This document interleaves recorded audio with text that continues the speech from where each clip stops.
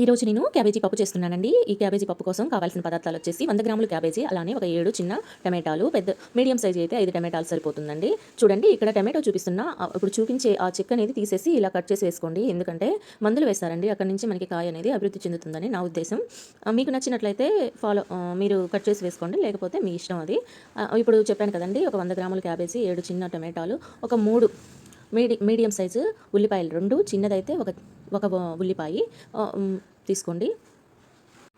అలానే ఒక 2 పచ్చిమిరపకాయలు చీలికల్లాగా చేసుకొని వేసుకోండి. ఒక 2 ఉల్లిపాయలు తరిగినటువంటి అయితే వేసుకోండి. ఒక ఉల్లిపాయ సన్నగా తరిగి పక్కన పెట్టుకోండి. చూడండి ముక్కలు మునిగేంత వాటికి నీరు పోసుకొని, ఒక ఇంచు చింతపండు కూడా వేసుకొని నీరు పోసుకొని, ఒక 5 విజిల్లు వచ్చేంత వాటికి చూడండి చూపిస్తున్నాను. 5 విజిల్లు వచ్చేంత వాటికి పొయ్యి మీద పెట్టుకోండి. 5 విజిల్లు వచ్చిన తర్వాత స్టవ్ ఆఫ్ చేసుకోండి. చూడండి అలా తయారైపోయింది. ఇలా తయారైపోయిన దాంట్లో మనము కొంచెం ఉప్పు, అలానే మనం తినేవారం అయితే కారం ఒక స్పూన్ కూడా వేసుకొని ఎనుపుకోవచ్చండి. నాకు కారం అక్కర్లేదండి, నేనైతే ఒక 2 పచ్చిమిరకాయలు కారం మాత్రమే సరిపెట్టుకుంటున్నాను. మీకు కారం కావాలి అనుకుంటే ఇప్పుడే కారం కూడా వేసుకొని ఎనుపుకొని పక్కన పెట్టుకోండి. ఇప్పుడు ఆయిల్ వేసుకొని తాలింపు పెట్టుకుందాం. ఈ క్యాబేజీ పప్పుకి ఒక 2 కప్పులు టీ కప్పులు కందిపప్పు సరిపోతుందండి, కరెక్ట్ కొలతండి. మీకు ఒక కుటుంబంలో 3 సభ్యులు ఉన్నట్లయితే ముగ్గురికి 2 పూటలా సరిపోతుందండి, మధ్యాహ్నం సాయంత్రం.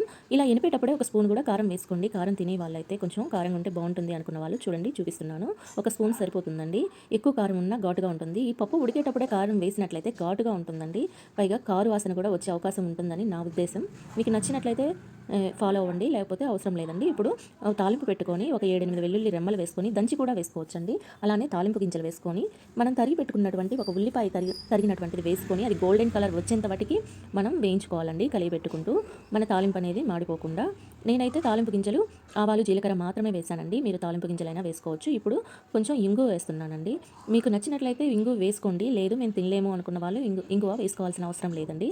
చూడండి ఇలా కలిగి పెట్టుకుంటూ మనము ఈ తాలింపు అనేది చేసుకోవాల్సి వస్తుందండి. ఇవి గోల్డ్ కలర్ వచ్చినప్పుడు మాత్రమే మనం తాలింపు వేసుకోవాలండి. ఈ పప్పు చిక్కగా గట్టిగా ఉండటం కంటే కూడా కొంచెం లూజ్గా ఉంటేనే బాగుంటుందని నా ఉద్దేశం. లూజ్గానే బాగుంటుందండి. చూడండి ఇప్పుడు మనం ఎనుపు పెట్టుకున్నటువంటి ఈ పప్పును వేసుకొని ఒక టీ కప్పున్నర నీరు పోసుకొని కలిగి పెట్టుకొని ఒక మంట అలా తగిలిచ్చి అలా గుబగుబగుబ అన్న తర్వాత స్టవ్ ఆఫ్ చేసుకోండి. ఉన్నట్లయితే కొత్తిమీర కూడా చల్లుకోండి. ఈ పప్పు చాలా అంటే చాలా బాగుంటుందండి, ఒకసారి మీరు కూడా ప్రయత్నించి చూడండి.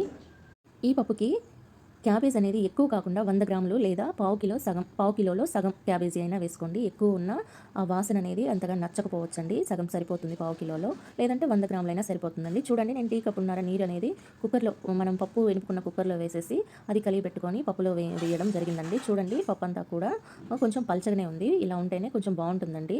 చూడండి అంత పల్చగా ఉండాలండి, చూపిస్తాను చూడండి, అదిగో చూడండి అలా ఉండాలి, అప్పుడు మాత్రమే మనకి పప్పు అనేది బాగా రుచిగా ఉంటుందని నా ఉద్దేశం. ఇది ఒక మంట తగిలించేసుకొని స్టవ్ ఆఫ్ చేసుకొని ఉప్పు చూసేసుకొని ఆఫ్ చేసుకోండి, బాగుంటుంది.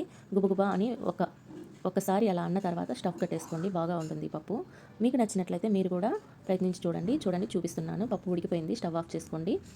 మీకు కనుక మా వీడియో నచ్చినట్లయితే లైక్ చేయండి, షేర్ చేయండి, సబ్స్క్రైబ్ చేయండి. Thank you for you watching.